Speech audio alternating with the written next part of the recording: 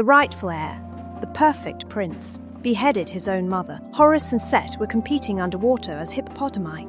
First to surface, loses.